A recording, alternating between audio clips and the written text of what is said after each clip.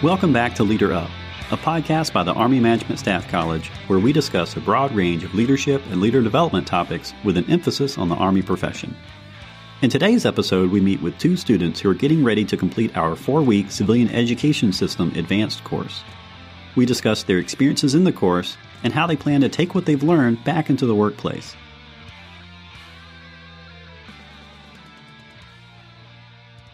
Today on Leader Up, we have two very special guests. These are two people who, as of tomorrow, will be graduates from the CES Advanced course, and they agreed to come down and talk to you, our Leader Up audience, about their experience in the Advanced course. And so I want to welcome these two and greet them. And so I have Kelly Foster. Kelly, thank you for being with us today. Thanks, Dave. It's great to be here. All right. Thank you. And we also have Amanda Pommerenck. Amanda, thank you also for being with us. Thank you very much. And so let me just start with a little bit about both of your backgrounds, along with where you're working now and what you do, and kind of how you got to where you are as an Army civilian. Okay, Dave. This is Kelly. I'll go first. I work at the Army Futures Command, Combat Capabilities Development Command, Army Research Laboratory. And I started my career in the Federal Service when I was 17 years old as a GS-1. I had the unique opportunity to participate in a high school program where I went to school in the morning, and then I worked at the Army Research Laboratory in the afternoon. Great office experience. So from a GS-1, I went to a 2, 3, 4, 5, and then took different developmental assignments and have progressed up the chain to where I am now in the Office of the Director as the Associate Director. Okay, and thank you. And that's actually amazing, because I'm not sure that I've ever known anybody that was a GS-1. That's quite a progression that you've made, and the amount of time that you spent as an Army civilian. That's amazing. Thank you. And Amanda, how about you? Where are you from? What do you do? And kind of how did you get to where you are in your career? All right, Dave. So I am a division chief in engineering directorate in the Huntsville Center of the Corps of Engineers in Huntsville, Alabama. And I had a much different path than Kelly. I started out as an ROTC cadet. I was commissioned as an officer in the U.S. Army Corps of Engineers. I stayed in for just under 5 years and resigned my commission in 2002. At that point, I went in completely outside of the government and did a construction and development business in the Savannah, Georgia area. In 2009, I went back to the federal government as a project engineer, working at Fort Stewart for the Corps of Engineers. And as the work that was, we had work that started based on the base realignment. And when that was coming to a close, my husband and I decided to relocate to Huntsville. And so that's how I ended up at the Huntsville Center, Corps of Engineers. And I've been there I've been in Huntsville about 8 years and love it.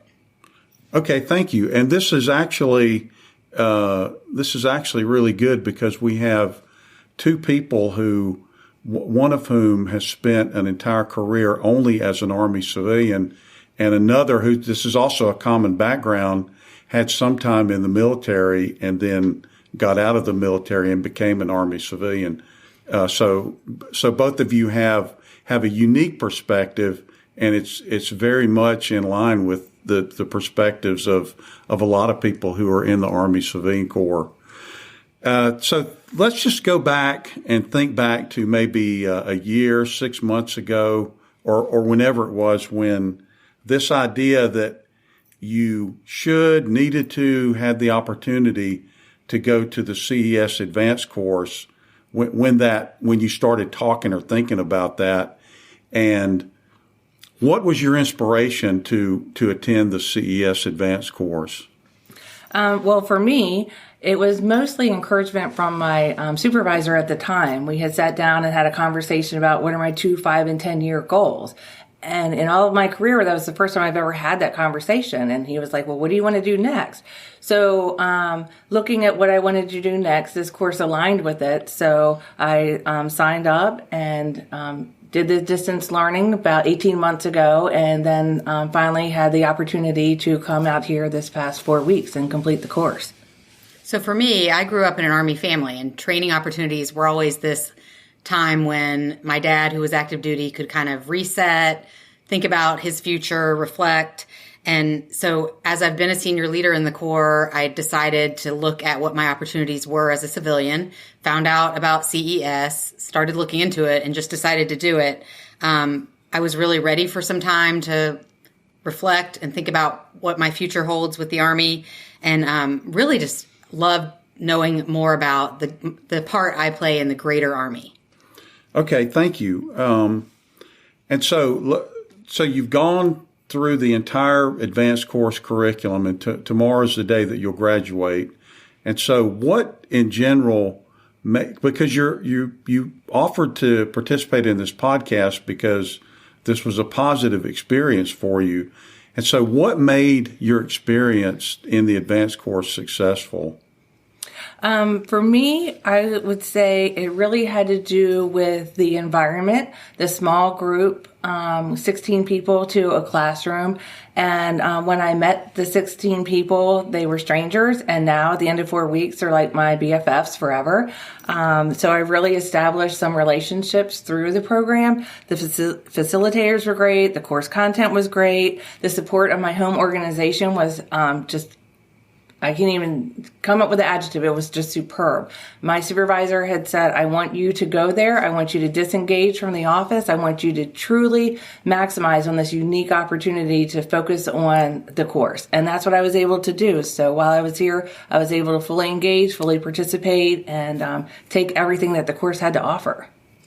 So for me, I was excited about coming, but also apprehensive. I'm an engineer. I'm considered an extrovert, but I think barely. So when the facilitators on the first day really were encouraging about building relationships with the team, and even though my natural inclination was kind of to just do the class and not interact with everyone as much, people like Kelly and some of the others really kind of brought our whole team together. And I just really did make like 16 or 15 new friends, and made a point to remove myself from my position at home, let my team handle the work, let my husband handle our family, and focus on this. And so it's really just been a very rewarding experience. And so what I'm hearing from both of you, some of the commonalities are, it was a good experience in the classroom, but the other thing that both of you kind of talked about was the support that you had, not from your family, but also from the people at work who made it clear, go do this training, have this experience, and we'll take care of whatever needs to be taken care of here. Right. Yeah, and absolutely. I think that's an important point for folks out there, that if you have people who are going away to go to training, to a CES course or anything, get them the opportunity where they can go and do that work and free themselves from the kind of things that get you pulled back into the workplace. So I appreciate y'all sharing that, because that is an important point. And Dave, I'll share if you don't mind. It was scary, to think that I'm stepping away from my office and my responsibilities and my team for 4 weeks. It was scary to take that step and do it. But once I got on that plane and I landed here in Kansas, that anxiety went away, and everything has been great since then. So I just wanted to share with people that it's a scary step to take, but definitely well worth it. And so let's talk about some specific things maybe that happened during the course. There's this phrase that I hear educators use, and it's just a kind of an informal phrase called an aha moment. Basically, when like kind of this bolt of lightning learning yeah. experience that really teaches you something. And so did you have something like that? Can you think back on things that really impressed you or affected you during the course? I would say that it was a culmination of the entire course, but I definitely, before I came here, I just had this poking feeling that, there's something poking at me, and I just wasn't quite sure what it was, that I was destined for something else. And after going through the course and some of the projects and assignments that you do, the self-reflection and so forth, I just had this crystal clarity that I was made for more. I'm made to do something else. So although I've spent the majority of my career in the same organization, that I'm ready. It's time that I'm ready to take the next step and go on to pursue the next part of my career. So for me, I think I had kind of a series of moments where I just was sitting there in that classroom and thinking, wow, some of these people have the same problems I have. And I feel like they're only my problems, just kind of in my foxhole. And really they're greater problems that a lot of folks have. And then also I did continuously think there's just some really smart and incredible people working for the Army. I just had, I knew we have engineers and we have scientists and we have green suiters, but some of these people, it's just a pretty amazing diversity of people that the Army has. And, I've been working with the Corps as a civilian and as a green suitor. That's been my whole public sector experience. And so I think I'm just kind of amazed still at just how big the Army is and how impressive our civilian workforce is. And let's talk about maybe how you felt or what was on your mind before you came to the course. What kind of things were on your mind, or what was your mindset before you came to the advanced course? I mean, to be very honest, for me, it was worry. Like, what's it going to be like if I'm gone for 4 weeks? How are my people going to handle me being gone? And I also I'm very content. Like, I'm content with my life, with my job, with my family. And so there was a part of me that was like, do I really need to do this? But then I was also thinking this will be a nice break and a good time to reflect, recharge, and kind of consider the next 15 years of my career. And for me, like I said, I had that poking feeling. So before I came here, I had that, I felt like I was at a crossroads. I was standing at an intersection. I knew I had to go one way or another. I just wasn't quite sure what that other way is. And after completing this course and some of the exercises, like today, for example, we briefed our leadership development plan. Doing that alone brought much clarity to what I want to do for the duration of my career. And it sounds like there was a level of self-awareness that you gained about yourself, maybe your own abilities, your own skills, or your own potential, and also some awareness of the people that, not only the students, but maybe the people that you work with back home. You had an opportunity to think maybe more deeply about them and give them an opportunity to work on their own without you there. And so now you're done with the class. And so same kind of question, your mindset, but maybe also specifically how you see the whole issue of development, the CES program. What's your mindset now as you're sitting here on the eve of graduating and completing the course? Well, for me, like I said, the course brought so much clarity to so many aspects of my life. I learned a lot from the course, and I mostly learned a lot about me. And the Army design methodology is one of the things that we learned about, and it was very eye-opening about this methodology. I learned about it in the distance learning, but I didn't really have an opportunity to apply it in a real project. So I was able to do that, and now I can take that back to my organization and I can share that with my team, and we can apply that methodology on different things in our organization. So like I said, it was just such a great learning experience for me, learning about me and different tools that I can use when I go back. And I think for me, similar to Kelly, it helped me start thinking about my career in a broader sense of the Army. But when we talked about like tactical and critical and strategic thinking, I was so amazed by the stories that everyone had. And, I learned by examples. So when people were talking about from their different organizations, like here's a situation where a leader was only using tactical thinking or strategic thinking, and then all these different tools that they taught us and that we taught each other, that really has kind of changed my mindset of how I'll deal with some of my issues and things going forward. And let's talk about when you go back into your organization, what kind of things did you talk about, did you learn about that will be useful that you can apply back in your organization? So maybe the right question is, what's your biggest takeaway, and maybe how that takeaway can be applied back in your organization? For me, it was definitely writing out my leadership philosophy. When I became a supervisor a few years ago, it was the first time as a supervisor in the federal government. And so I knew what my philosophy was inside of me, but I had never written it down and articulated it in a clear and concise way to my team. So going through that exercise, documenting my leadership philosophy was very instrumental. And I'm going to take that back and have, a session with my team and share that with them. So they know there's no confusion. There's, it's crystal clear. This is what my philosophy is. These are my values. This is what you can expect from me. And this is what I expect from you. So I think it'll be a very useful resource to have.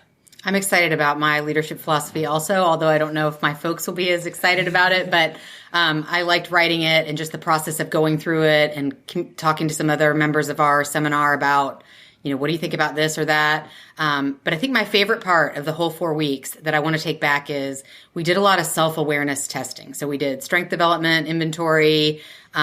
We did conflict style, we talked about emotional intelligence. I found out that I'm an ESTJ, which I think I used to be an ISTJ. So it was interesting to just go through those different tests and then talk about not only is it important to know who you are, but to know who your folks are so that when you're talking to them, you're kind of playing on what their capabilities or their background is. And so I really just loved that, getting back into that because it'd been a long time since I'd looked at those kind of things. And I'm very excited to bring that back. And thank you for that. The personality instruments are important. And one of the things that I hear from students is it just helps me reinforce that other people approach issues, problems, and topics differently than I do. And I just want to honor how the things that they need, if they need time or if they need discussion or if they need more instructions or less instructions, right, is to just be aware of what they need to help us as a group of people become successful. And so let's go fast forward in time a couple of months, and you've got a peer who says, "Hey, I'm going to go and attend the CES advanced course in a couple of weeks or a couple of months." What kind of advice would you have for that person who's getting ready to go to the advanced course?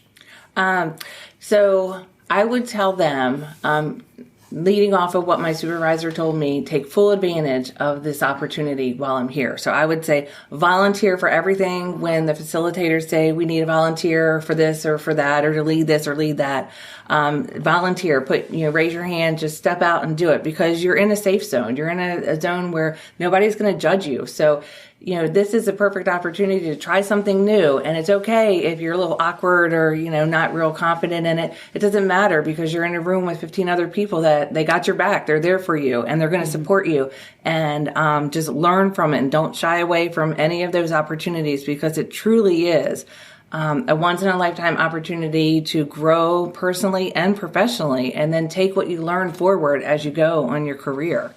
Right. I completely agree with Kelly.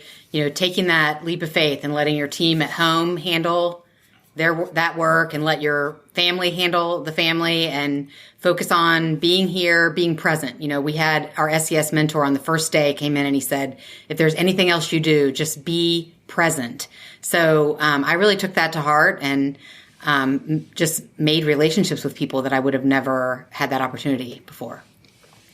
And so let me ask you kind of a flip side of that question. Let's say in a couple of months, I'm your peer and we're talking about, and I hear you say, oh, I just got back from the advanced course. And my response is, yeah, they keep telling me that I need to go to that, but I just don't know that I have time. I've kind of been through all that and I've learned all that stuff and I'm at a point in my career. What would you tell that person who says, they don't see value in it or they don't have the time. They don't want to give up the time to go to the... Right. Yeah, so I would say, I hear you. There's a lot going on. I have a second grader and a seventh grader. My husband has a full-time job. I'm in the middle of a house remodel because we had unplanned water damage. I mean, it's just like it couldn't have really come at a worse time. And I also have had a lot of this type of training before. So, but I think that what I'll tell my folks, because I have a couple of these folks that I think would benefit so much. And I've already been texting them while we're here and saying, like, get ready because this will change your life and possibly your career path. And you need to do it because you have to take some time out of the daily grind. And it's just been so beneficial for me. And I'm a very passionate person. So I don't think I'm going to have any problem talking people into taking this leap and this chance and seeing what it can do for them. And like I said before, the thought of coming here for 4 weeks, leaving my job, leaving my family, it was scary. I haven't ever done anything like that before. So this was a huge change of life for me. And because, my work days are full and long. I work every day, many hours and sometimes after hours. So I kept thinking, how could I possibly be away for 4 weeks? How could I do this? Well, I'm like I said, I had the support of my supervisor, so I had to make it happen. I had to put things in place to make it happen. So I was able to give someone a developmental opportunity to fill in for me while I'm gone. It's only 4 weeks, so you don't have to do any personnel actions. You just say, can you do it? And they stepped up and they were excited to have this, to have this opportunity to step in and do this role for me while I was gone. And everything's been going fine. The Army has not come to a screeching halt. So, life is good. But I had to figure it out. And, I did that, and the 4 weeks goes by really fast. But the bottom line is, an ideal 4-week window is never going to open up. It's just not. So you just got to put that pin on the wall and say, I'm going during this time frame, and just bite the bullet and do it because it really is worth the investment. The time that you invest is just going to pay dividends long after the course. So that's what I would tell them. Okay, I really want to thank both of you for giving up your time to come and speak to our Leader Up audience. And let me just ask one more question. Is there anything that's happened over the past 4 weeks while you've been here that you'd like to talk about that I haven't asked about? Well, the one thing that I would like to share that Amanda shared about the different personality assessments and so forth, and I'm an ENTP, so I'm an extrovert.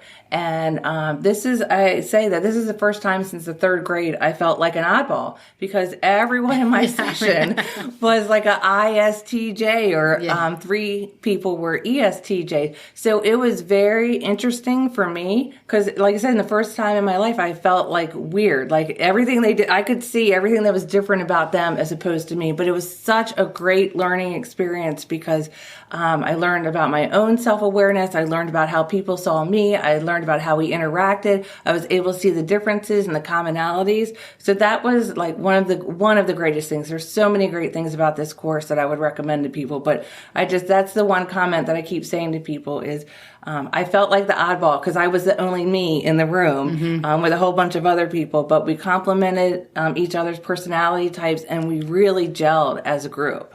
Yeah. So, and I was going to say, on the first day when we stood up and our instructions were, say your name, say where you're from, and say why you're here, what you're hoping to get out of this. And I said, I've never been away from my family for this long. I just really want to be here and get a lot out of it so that I can go home in 4 weeks and feel like it was a great investment for me and my family and my work family and all of that. And so today we kind of closed out with presentations of our leadership development plan. And I can honestly say, I feel like I can go home tomorrow night, walk into my house and be proud of myself for doing it, happy that I did it. And I actually think that not only will my work family experience dividends from my lessons here, but my children and my husband will also see like a little bit of a change in the way that I might operate with them. So my daughter took the one of the personality assessments that I told her about. And so it's already been interesting for her to say, you said it this way because you're this and I'm that. And but that's real life. And it's just been awesome. And another thing, Amanda, that I wanted to talk about was the SES mentors. You mentioned it earlier, but each week there's a different SES from a different organization that comes in and serves as a mentor throughout the week that they're here. So they come into each classroom and they share a little bit about their experiences, their backgrounds, and so forth. But we each had an opportunity to have one-on-one time with them. And I took full advantage of that. Like I said, jump in, take advantage. I met with every single one of them. I had 30 minutes, and every single one of them gave me some type of valuable advice or recommendation or something that I should consider going forward. So I would just like to throw out there a special thank you to all the SESs that support this program, because they give invaluable resource to us. Agreed. Yes, it was great. Okay, well, thank you so much. Again, I thank you for giving up your time on your next to your last day here. And Kelly Foster and Amanda Pommerenck, soon to be graduates of the CES Advanced course.